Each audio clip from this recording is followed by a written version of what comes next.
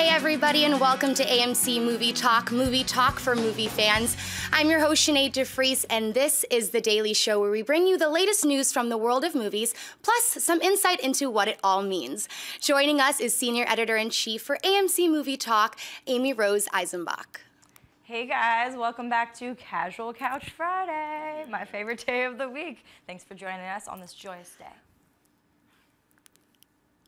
Also joining us is one half of the Schmoes Know, Christian Harloff. Oh yeah, I'm surrounded by three lovely ladies. What are you doing right now?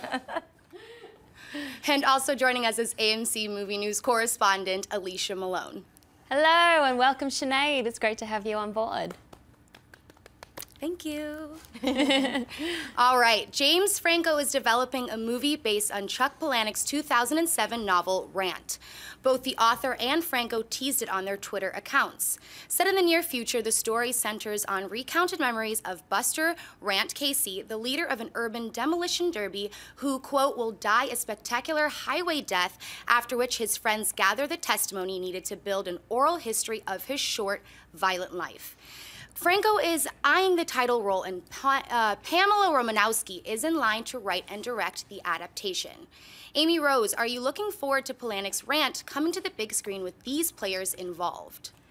Yes, I am a big Chuck Palahniuk fan. I've actually enjoyed the film adaptation so far. I mean, Fight Club, nothing touches that. I mean, it's a classic. It's perfection to me. The casting, everything, the cinematography, they really brought that book, which is twisted and unusual and fabulous, in a really beautiful way. And I feel like most of the time, you can do so much more with a book and your imagination that a lot of times it's lost when it's adapted. But in that case, I thought it was just as good, if not better in some ways, because just seeing all the madness brought to life was really fun. And Chuck, I mean, I feel like there's been like 4 film adaptations. Those were the 2 most noteworthy ones because of the kind of talent they locked for that. But I just think his books are so fascinating. And I actually haven't read this one, but I've read plenty of the others, and his style is just so distinctive, and there's a reason why, you know, people keep wanting to use his material because it's so off the wall and fabulous. And James Franco, I mean, he's doing a lot of really interesting things with his career right now. And I like that he's, you know, shepherding these projects now, and he's been looking at a lot of really interesting literary pieces to bring to the big screen. So yeah, I'm really excited about this one, and it'll be cool to see how it takes place, and getting you know, a director/writer like her, I think that's interesting as well. So what do you think, Alicia? Well, I'm like you, I'm a huge Chuck Palahniuk fan. He's one of my favorite authors. Fight Club, one of my favorite movies. I'm on board if Pamela is directing, because if it's James Franco, then I'm worried, because his last few films, which have been adaptations of books, haven't gone so well. Child of God, based on a Cormac McCarthy novel, terrible reviews. I didn't see that one, but I saw As I Lay Dying, which is based on William Faulkner's book, and it was just, he needs to figure out how to tell a story first before he tries all his artsy things. He needs to get that groundwork, and then he can do all the split screens and the craziness. But if it is Pamela, then I'm on board, because I'm always up for more of Chuck's books on the big screen. It sounds like it is going to be Pamela. Yeah, a few reports were saying maybe not. So yeah, I was like, so. oh, please. Yeah, I'm digging it as well, and on the side of Alicia from Pamela directing it, and you have Franco producing, and because regardless of what you may think about his directing, his choices of material that he's been choosing has been great, and not this is the guy from Freaks and Geeks back in the day, and you're like, well, and he's going to go into comedy. Nothing against Freaks and Geeks, but you may think that he's going to start in comedy and go down that comedy road, and that's all he's going to have. But he has done what, say, like Mark Wahlberg has done, and other people, is getting his hand in that producer ring and doing new, interesting things that interest him. So this sounds very fascinating. I'd like to see where it eventually goes and how this team works, and I think he could play the title role for sure. That sounds pretty interesting. You see him playing the daredevil that through all the memories. So yeah, I'm on board. It sounds cool. Yeah, I don't know. I feel like if he was going to direct it, I feel like that would have been announced already. Yeah. Like if he already, you know, made this her name wouldn't be circulated. Well, yeah, they're saying that he's considering it, and then she might be doing it. It's early days yet. So. I think that if you throw, even on a publicist side of things, if you start throwing her name around, and it could be a back and forth. Yeah. But I think he's going to step back. I think he'll produce. I think he'll be in the movie. I think she'll do it, and I think maybe he'll learn a little bit more in his directing for the future. Yeah.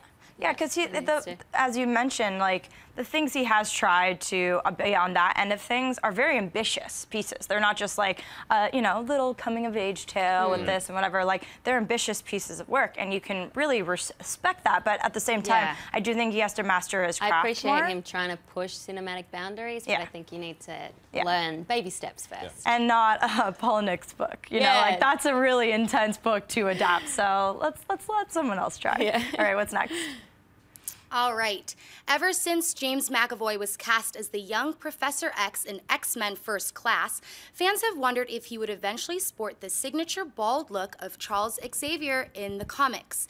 The actor recently revealed that it may finally happen in the next film, X-Men Apocalypse. He stated, "I'll be older in this one, and I think I'm losing my hair finally." McAvoy continued, however, with stating that those plans could change as he knows very little about the upcoming film.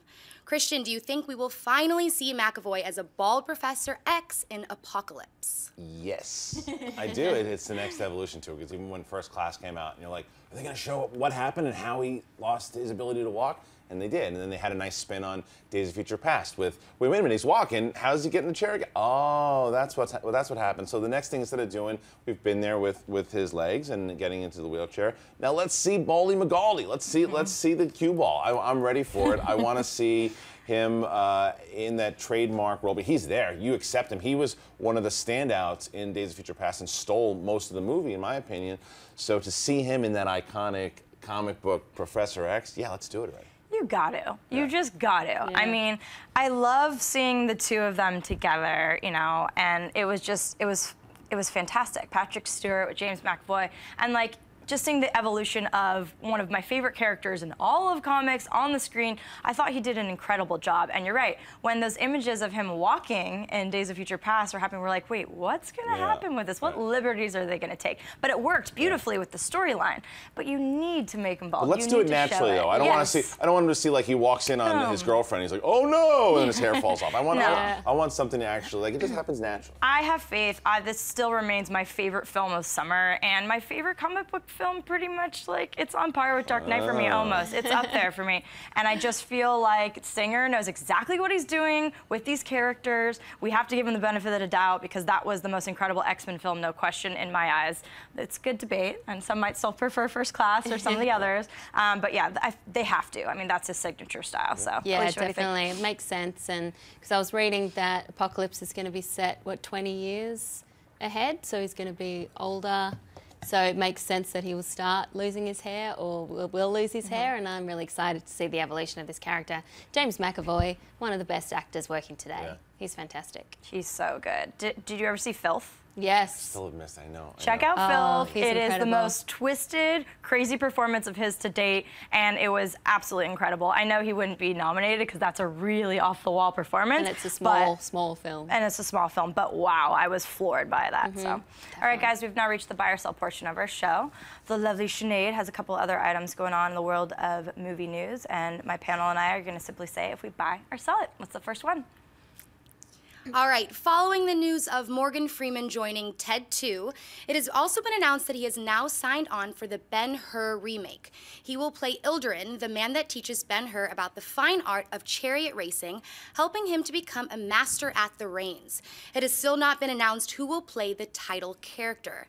Alicia, do you buy or sell Freeman joining Ben Hur? Sure. Bye. I don't know. It seems like Morgan Freeman is doing everything. You think about this year, he had Lego Movie, Transcendence, Lucy, and Dolphin Tale 2. We're all talking just the other night how he's pretty transparent, that he does a lot of things for money. Maybe this one will require a bit more of him as an actor. We don't know too much about it just yet.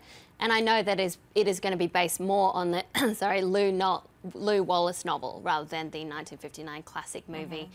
You know, I don't like remakes of classics so much, but I'm interested to see if Tom Hiddleston will take the main role. But yeah, sure, Morgan, do it. Christian? I buy it, and I buy it. Listen, Morgan Freeman is in his late 80s or whatever, or early 80s. So, and he really is working because he's getting the money for his grandkids. And he's like, eventually he knows he's got maybe another 10, 15, 20 years, or whatever he may have. He's doing everything that he can while he still can. Good for him. He's earned it. Plus, he doesn't really phone it in when he's there. He's there for the paycheck sometimes when he pops into like Dolphin Tale or whatever it is. Whoa, that's an inspiring movie, Chris. Maybe it is, of course, but not his role. When you see he pops in for a second, he's there for 10 minutes, he's there for the check, and fine, good for him because he's still showing up as Morgan Freeman. What you know, and the reason I buy it is because as the producers are going around going, what about the guy that teaches? Before they finish saying Liam Neeson, Morgan Freeman has already said.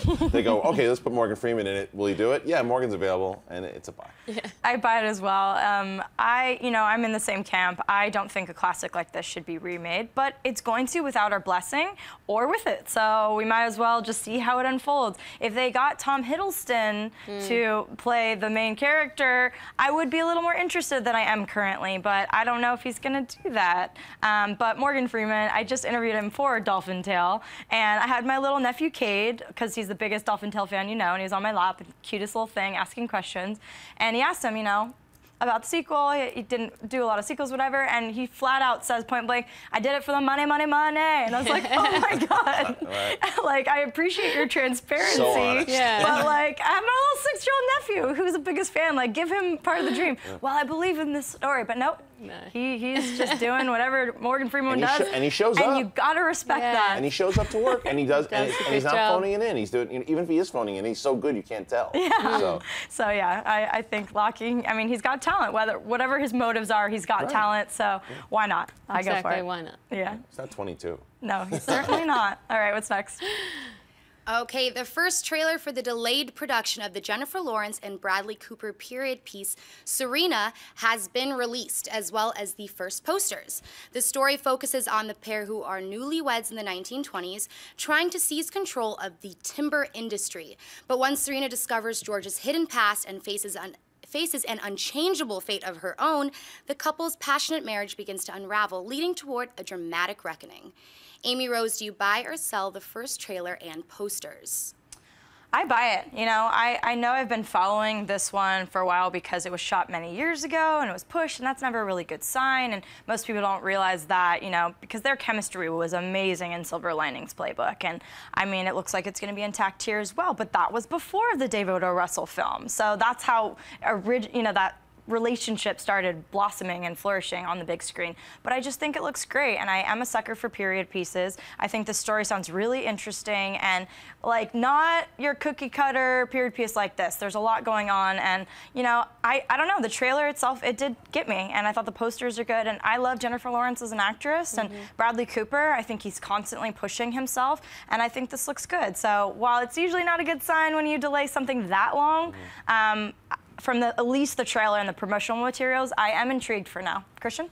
I'll buy dramatic Tom Hanks and Meg Ryan. This is like their third movie together now, because this and American... Even though they weren't in that, but yeah. Yeah, but they're still running around in it together, and this movie as a couple, it can maybe turn into something surprising, like, say, Legends of the Fall, in that time period, or it could also go down the route of being incredibly boring.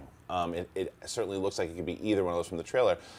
The trailer definitely focuses on the two of them, their relationship, what they're going to do, how it goes wrong, and she's playing one of those strong women, again, which she does very well. My question, more or less, is are people going to get tired of Jennifer Lawrence? She's always popping up in November now, and this is clearly going to be trying for an Oscar or something, too. It looks like it will be if it's coming around that time. Are people going to tire of her because she's always around right during... She can have two movies out during that time, between Hunger Games and this. So... She's young, so I don't want her to burn out too fast. Alicia? I buy. I mean, those posters are gorgeous. Look at their eyes. They're both incredible. But I mainly buy for Susanne Bier. She's a really incredible Danish filmmaker. She was Oscar nominated for In a Better World, which I recommend everyone go seek out if you don't mind reading subtitles, because it is an incredible movie. And what she does really well is cinematography and really complex relationships. It looks like that is exactly what Serena's going to be about, and set in the period piece as well, period time frame. So I'm excited. I want to see what Suzanne does with this one. Yeah, I mean, you bring up an interesting point because a lot of people don't think she should have been nominated for American Hustle. Right. That she's just the Academy favorite. She's such a cool chick on top of being talented, and she's got that old movie star quality with the high cheekbones and the classiness that a lot of people don't have. Yeah. I don't know. I just think she has talent, and I do think that she is a shoo-in for a lot of things, but not necessarily to win, just to be nominated because everyone loves her. She's one of the most highly coveted actresses in Hollywood today.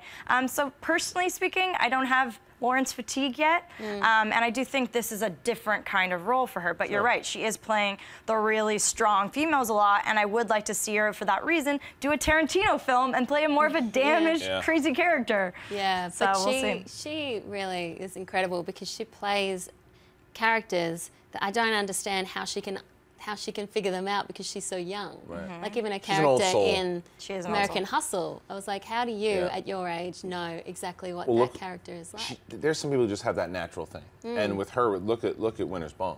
Yeah. I mean, she was so young. And you talk about someone that was dark, damaged, you have to have that bit of thing that most kids that age don't have. Yeah. She's just that special talent. But my thing is she's like anybody else. She put them out there way too much. Eventually audiences go, and I think she's aware of that too. That's why we don't see her out and about so much. She just kind of takes a step back. Yeah, we'll see. What's next?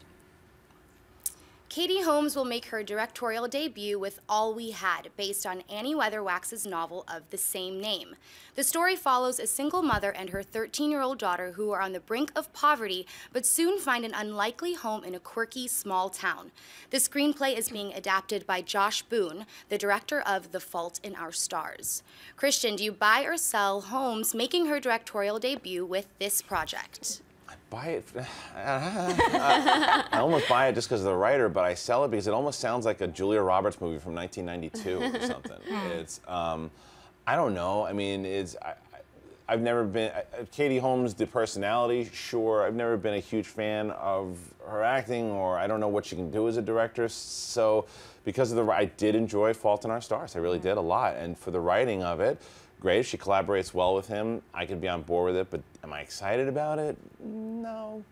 Yeah. Alicia?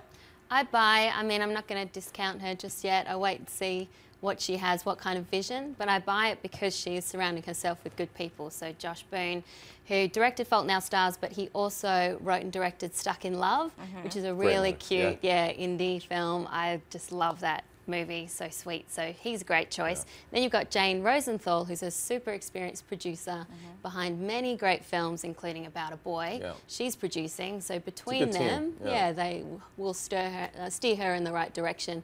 And this sounds like a good project, something she can understand, being a mother. I don't know, I want to see more.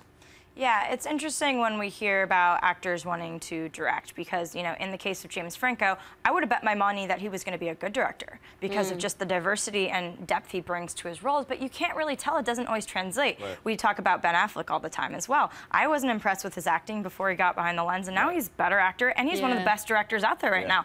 So it doesn't always translate that way because when you hear Katie Holmes, honestly, I'd be like, she's going to direct? I've never, like you, been that impressed. She's had a couple performances that I wasn't offended by, but I can't say I was like, wow, that was a great performance, you know? But this concept sounds a little chocolatey to me, which could be kind of good, you know? And obviously she is a single mom now, so she has something to draw from her own experience, which they say is the backbone of art, you know, draw from what you know. And you're right, she's lined up all these amazing players behind her. So the cards, like, it's on her side to succeed, but I don't know what she's going to bring behind the lens. So I am intrigued, so it is a buy for now, but hesitant. And she should be applauded for that, too.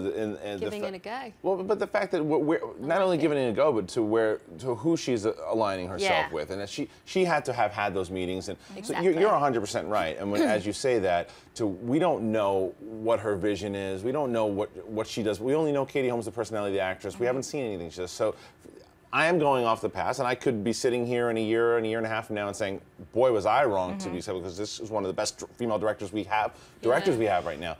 I don't know if that's going to happen, but it could happen. Yeah, I have a feeling it won't be too much of her style in it. It'll just be a really competent movie. That's what I hope for. And that's a good first take for taking something like that. All right, guys, before we get into mailbag, I do want to remind you we are going to take a couple live Twitter questions, so be nice to Sinead. She might pick yours out. All right, we have a couple questions picked out in mailbag. What's the first one for today? All right, the first one comes from Aaron Blaylock. Aaron writes, AMC addict here. Mark Ruffalo told Collider that he has petitioned Star Wars Episode 8 writer-director Rian Johnson for a part in the film. While I am certain this practice is not usual, do you think him making it public helps or hurts his chances of actually getting a part? Thanks, and, well, you know. Do we know? My taglines keep classy, so I don't know about that anymore. Great question. I was actually observing a little Twitter conversation the other day also about Rian Johnson and from Colin Hanks, who was saying, hey, I'm going to throw my name in the hat too for Star Wars. And, you know, if you need anyone for craft services, I would do that as well. And I just think it's great. We have seen this many times, people going on record saying, put my name in the ring, which can never hurt. Because, you know, in a casting circle, they might have people in mind, their wish list, it might not work out. And then they also have these auditions where an unknown might, you know, uncover and whatever.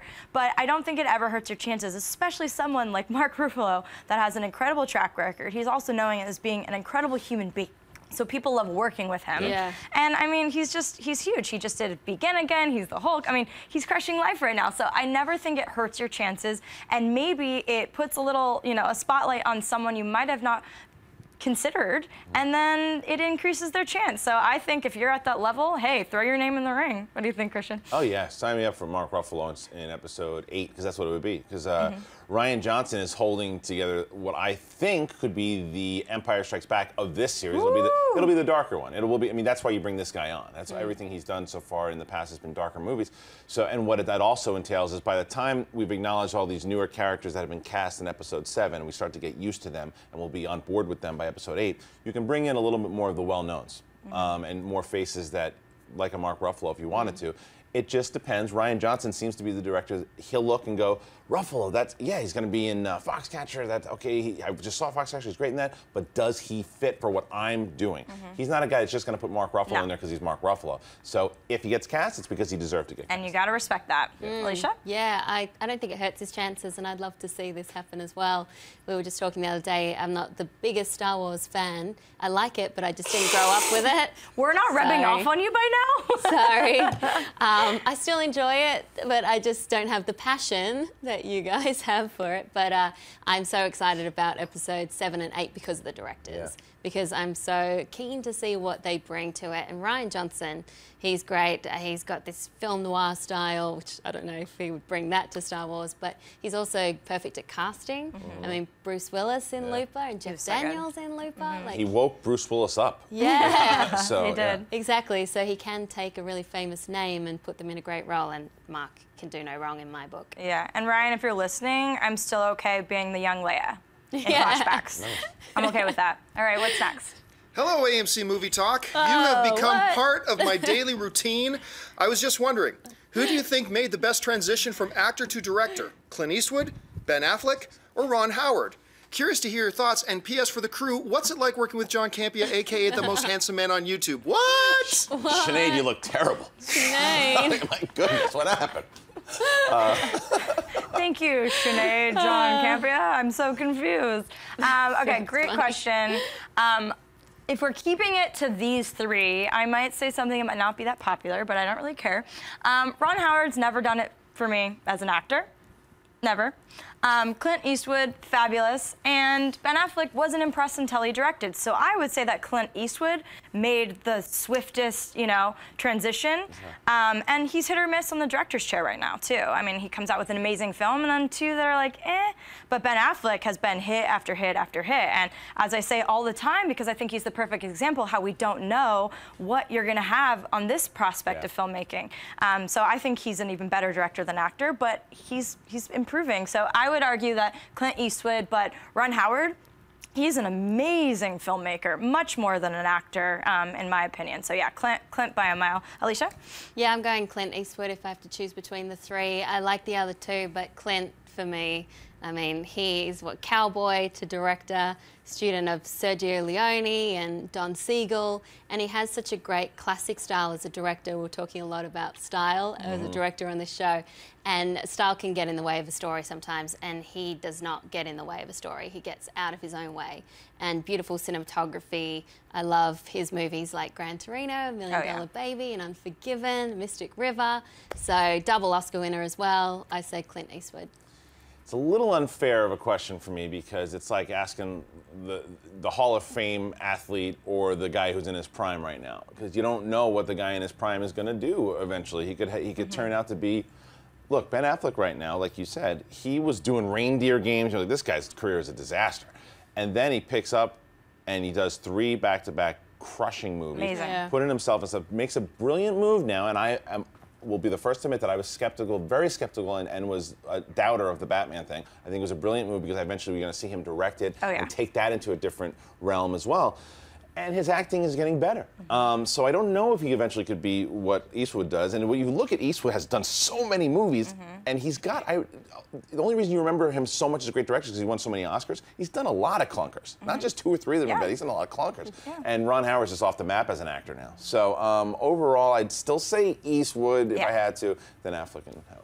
Yeah, but just based on the transition alone, you know, I would go that because it was like, wow, this incredible actor to that. But yeah, I mean, I'd say the most abrupt transition was Affleck because we're like, whoa, where did he come from? He's amazing. And I think the most brilliant was Sinead to John. Yeah, that was a good one. That was a great transition. Great like transition. Mystique. Who's there now? Let's find out with the first Twitter question. Don't worry, guys. I'm back. Rebecca Marine? All right. The first Twitter question comes from @Brad Lamberson. He's asking, will we ever get an Oz the Great and Powerful 2? So I did hear murmurs of this way back when, but it's been quiet on the front. Personally, I was disappointed by the film. I love Sam Raimi. I love the visuals of this film, but it just fell flat to me. I thought some of the performances were fantastic. I just thought it was more style over substance. So I can't say I'm like waiting for a sequel, but it still did pretty well. And I did hear originally, but I haven't heard anything. Have you guys heard anything on this front? No. And yeah, I'm with you. Also, I'd rather see them do someone else do a sequel a couple of years later of the actual film. The book was, it's what we've all remembered is the movie. Granted, the book has a lot of followers, and I get it, but the movie was what people are hoping for, and they can't do that legally. So you made a lot of money. I say leave it alone. I don't need to see 2. Yeah, I don't need to see 2. I wasn't such a big fan of the first one. I had high hopes for it, great cast, but yeah, it just didn't live up to it. Across the board. All right, what's next? All right, the next one comes from @SahilC1987.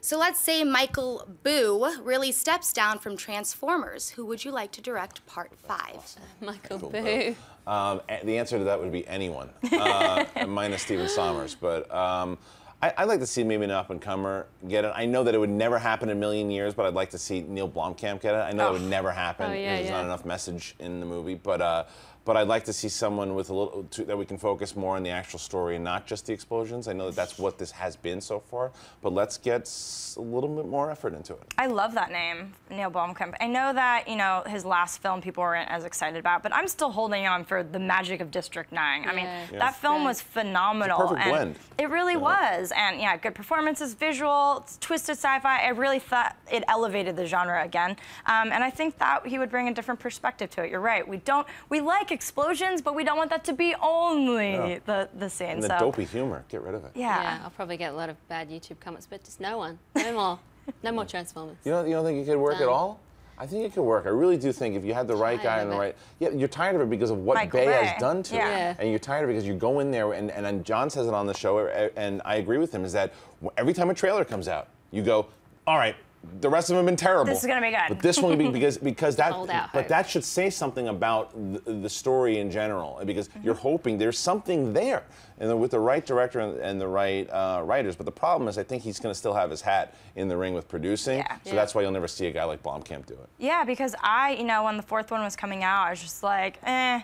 And then I kept seeing, you know, Stanley Tucci, Dinobots, like all these elements shot in native 3D. I was like, huh, maybe he's gonna bring this one around. And then I watched it and I was like, really? Why do you keep pulling the wool over my eyes, you know? So I do think a fresh, especially a sci-fi-esque director would be a really cool move. So we'll see. But Alicia, I hate to tell you, this movie grossed a lot of money. I know. And we're gonna get another one. Yeah, I get it. I'd like to see one with Transformers in it. Yeah, right. That'd be nice. All right, what's next? All right, this one comes from @cyborg_Shinobi, asking, Robert Downey Jr. has been cast as Leonardo da Vinci in the upcoming Assassin's Creed movie. What are your thoughts? Is that a real thing? No, he hasn't. Okay. No, he hasn't. I didn't hear that. There's this voice of God behind us that just said, no, he hasn't. So if it happened, would we be into it? Yeah. Yeah, no brainer. Awesome. Fassbender and Downey together in the same movie, but it seems like it's just ridiculous. speculation. So. Yeah, it's speculation for now, but if it happened, we'd be stoked. Yeah, for sure. What's next? All right, this one comes from @StyleJono. This is a fun one. In your opinion, what is the most overrated movie this year and most underrated movie, in your opinion, that you've seen? This is so hard to pull off the cuff. It is. Just like... well, underrated, just because it's a smaller film, would probably be Locke. This is because not people know about it, but even underrated, I think, would be Edge of Tomorrow. Because I was going to say that. Granted, everyone that has seen it love it, but it didn't do as well as it should have. For sure. Yeah, I agree with that. Let me think about overrated as far as top grossing, because I would definitely say Edge of Tomorrow too, because like you're right, everyone that saw it was amazing, but nobody saw it. Right. So I just feel like talking about reviews or box office in terms of either or. overrated? Yeah. Well, overrated Transformers. If we're talking box if you're on box office, Yeah. sure. That's an easy one too. Sure, that one. I'll go with Transformers. some would say Amazing Spider-Man 2, since it made so much money. Yeah. Some people I agree liked with it, that. some did not. You know, we talked about That's Andrew overrated. Garfield's quote yesterday, so obviously they didn't love it either. Right. Yeah, what's the overrated? I think that's It's a good question. yeah, we're going to have to think about that. We'll let you know. I'll let you know. All right, 2 more. All right, I'm looking here. Let's see here. Okay, this one is about Sean Connery @Mr. Fantastic 74 wants to know, what is your favorite Sean Connery performance? Mine is Dr. Henry Jones Sr. in The Last Crusade. That's what I was going to pick. Yeah. Or unless you want to go Bond. Bond. I mean, You could go Dr. Bond, No. but he was so good playing off Harrison Ford. It was Junior. Yeah. magical. But yeah, I mean, he still is my favorite Bond. Yeah. Daniel Craig would be my number 2, but he just brings such a swagger to the role. But yeah, that franchise across the board. I love Bond, him in Last Crusade, and also in The Rock. Yeah. Oh, yeah. How about his role in Highlander? The first Highlander. He was really. That's a movie. If we're talking underrated movies, I know some people think it's super cheesy. It is. I love the first Highlander. It is, but it's still cheesy, fun. but it's so fun. It is fun. Hunt Hunt for for Red Red October is good. October, yeah, Man, of we course. just keep getting this voice keep The popping out. peanut It's really gallery good, back there. smart I don't know voice. what's happening. All right, last question. All right, this one comes from @AwesomeBroski. Yeah. Talking about Charlie Hunnam. He is such an amazing actor. What do you guys think? I want more now. I think it's too soon to say he's an amazing actor. I think that he's done very well on Sons of Anarchy. Well, that's where people are basing it off. Right. And I don't watch the show. I'm going to go ahead and be honest. I know a certain captain of our ship is not pleased about that. But so from what I've seen, I've honestly not been too impressed with his Well, performances Pacific yet. Rim, I don't think he got That doesn't- enough yeah, to do. right. No. So I'm waiting to see him do a big, And it tackle was a big role. smart to jump I was out of just gonna 50 say, Shades Oh, of so Grey. smart. smart. Brilliant career because of the Sons. Yeah. You know, people are like, what is he going to do next? He's so amazing, and I don't doubt it in that context because I don't have anything else to base it off. Well, they're talking about him for the Guy Ritchie Yeah. Excalibur, Oh, yeah. or not Excalibur, excuse me, the Arthur movie, King Yeah. Arthur movie. Yeah. One So of those. whatever it's called, but he'll get his chance to prove himself too, especially going up against someone like Idris Elba, who I believe is Merlin.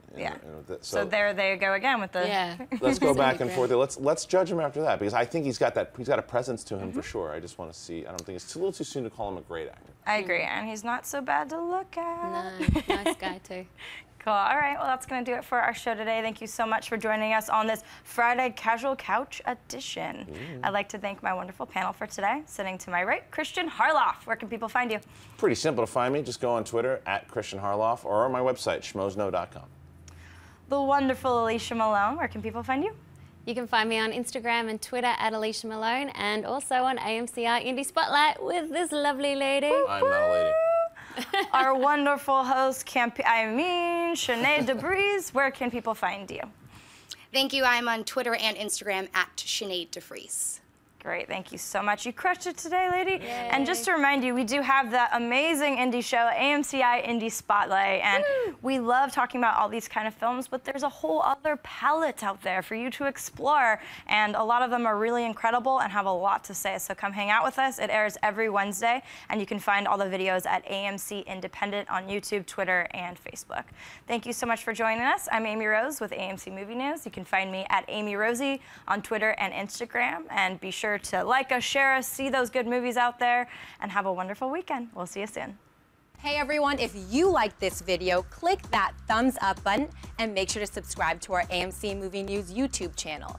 It's free and helps you stay up to date with all the latest movie news, as well as our daily AMC Movie Talk show. Also, make sure that you follow us on Facebook and Twitter to stay up to date with all of our special promotions, contests, and prize giveaways.